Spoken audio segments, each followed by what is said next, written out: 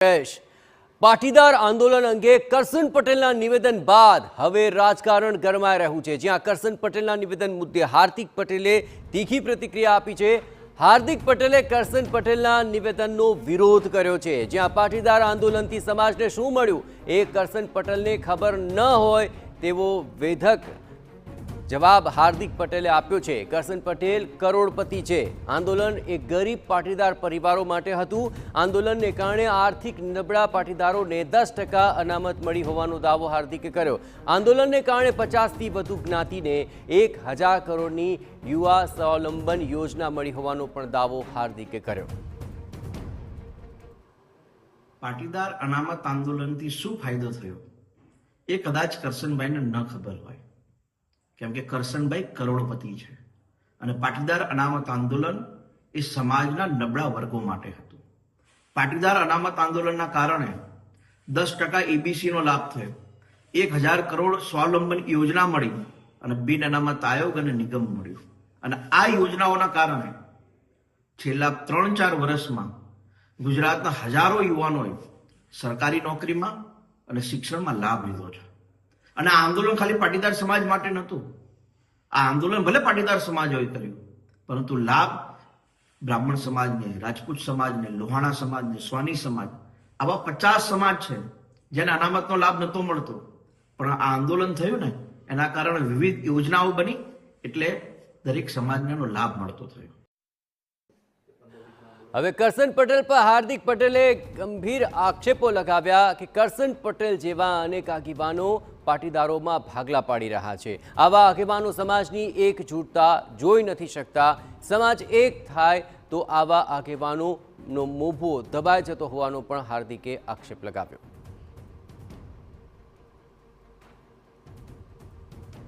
કરશનભાઈ જેવા અનેક આગેવાનો એવા છે કે જે 10, 15, 20 દાડા થાય એટલે સમાજને લેવા કડવાના ભાગોમાં વહેંચતા હોય છે, કેમ કે જો પાટીદાર સમાજ એક થઈ જાય તો આવા આગેવાનોનો મોભો જળવાય નહીં ને। એટલા માટે થઈને વારંવાર નિવેદનબાજી કરીને સમાજના ભાગલા પાડવાનું કામ કરે છે, સમાજને લેવા કડવામાં વેચવાનું કામ કરે છે। અને હું અનેક યુવાનોને કહું છું કે જે યુવાનોએ આ યોજનાઓના કારણે સરકારી નોકરી મેળવી હોય, સરકારી શિક્ષણમાં એમને રાહત થઈ હોય, તો આવા યુવાનોએ આવા આગેવાનોની વિરુદ્ધમાં બોલવું જોઈએ, કેમ કે આગેવાનો સમાજના હિતેચ્છુ નહીં હોતા, માત્ર સમાજના ભાગ કેમ પડે એની ચિંતા કરતા હોય છે।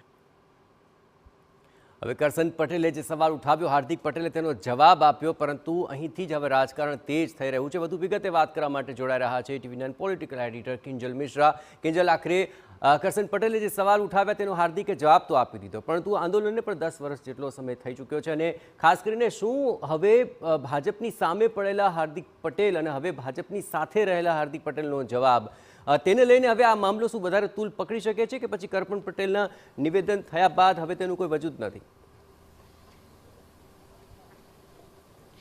देखो, करशन पटेलની વાત કરવામાં આવે તો ચોક્કસ એ પાટીદાર સમાજના એક અગ્રણી છે, આગેવાન છે, પરંતુ જે ક્યારેય પણ કોઈ પણ નિવેદનો હોય છે તે અકાળે નથી હોતા। અત્યારે ભલે કરશન પટેલનું જે નિવેદન છે એ બિનમોસમ બારિશ જેવું લાગે, પરંતુ જે પાટીદાર મતપૂડો છંછેડાયો છે, આપ જુઓ તો અમરેલીમાં પાયલ ગોટીની જે ઘટનાક્રમ હતી એ એક આખો ઘટનાક્રમ હતો કે જેની અંદર ખોટા લેટરપેડનો ઉપયોગ થયો હતો, અને એ લેટરપેડના ઉપયોગમાં ક્યાંક ને ક્યાંક પાયલ ગોટી હતા, તેનું ક્યાંક ને ક્યાંક ઇન્વોલ્વમેન્ટ હતું, પરંતુ કઈ રીતે આખી ઘટનાએ આખો જે પાટીદાર એંગલ હતો તે લઈ લીધો, પાટીદાર દીકરીની વાત હતી તે કરી લીધી, અને કઈ રીતે કોંગ્રેસ દ્વારા આખી મુદ્દાને એનકેશ કરવાનો પ્રયાસ કરવામાં આવ્યો।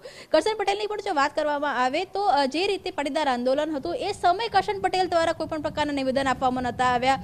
ચોક્કસ જે વાત અત્યારે કરવામાં આવી રહી છે તો આંદોલનથી શું ફાયદો સમાજને થયો તેની સાથે એક હકીકત એ પણ છે કે આંદોલનની સામે જેટલા પણ યુવાનો હતા તેમની સામે કેસ થયા હતા, તે સમય પ્રકારની વાતચીત થઈ હતી કે આ કેસ પાછા લેવામાં આવશે, પરંતુ હજુ પણ અનેક યુવાનો છે તેની સામે કેસ પાછા લેવામાં નથી આવ્યા। ખુદ હાર્દિકની સામે પણ કેટલાક જે કેસો છે તે ચાલી રહ્યા છે, પરંતુ અત્યારની જો વાત કરવામાં આવે તો કેમ આ પાટીદાર પાવરને ફરી બતાવવાનો પ્રયાસ થઈ રહ્યો છે, કેમ સરકાર ઉપર ફરી એકવાર નિશાન સાધવાનો પ્રયાસ થઈ રહ્યો છે, તે અનેક સવાલો છે તે ઊભા થઈ રહ્યા છે। કેમ કે આગામી સમયની જો વાત કરવામાં આવે તો જિલ્લા પંચાયત નગરપાલિકાની ચૂંટણીઓ આવી રહી છે, તેની સાથે જ સંગઠનની વાત કરવામાં આવે કે ભાજપ સંગઠનની અંદર પણ અત્યારે સંગઠન સંરચના છે તે ચાલી રહી છે, જિલ્લા પ્રમુખ, શહેર પ્રમુખ અને ત્યારબાદ પ્રદેશ પ્રમુખની વાત છે તે આવી રહી છે અને આ તમામની વચ્ચે પાટીદાર સમાજ, કેમ કે ગુજરાતની અંદર મહત્વના જે બહુમતી સમાજ છે ત્યાંનો એક સમાજ છે અને હંમેશા આ પ્રકારની જે પ્રેશર ટેકનિક છે પાટીદાર સમાજ દ્વારા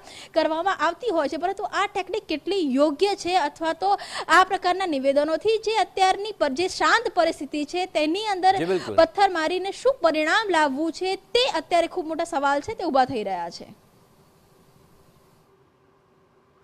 આભાર કિંજલ, તમામ ગતિવિધિઓ પર આપ નજર રાખતા રહેજો. તો હાલ હવે જોવાનું રહેશે કે આ નિવેદન બાદ આક્ષેપ પ્રત્યાક્ષેપનો દોર શરૂ થયો છે, તેને લઈને આગામી દિવસોની અંદર કોને ફાયદો, કોને કેટલું નુકસાન તે જોવું મહત્વપૂર્ણ બની રહેશે. હવે આ મામલો આગળ તૂલ પકડે છે કે પછી આ સવાલ જવાબ બાદ મામલો શાંત પડી જાય છે તે પણ મહત્વપૂર્ણ ગતિવિધિ રહેશે.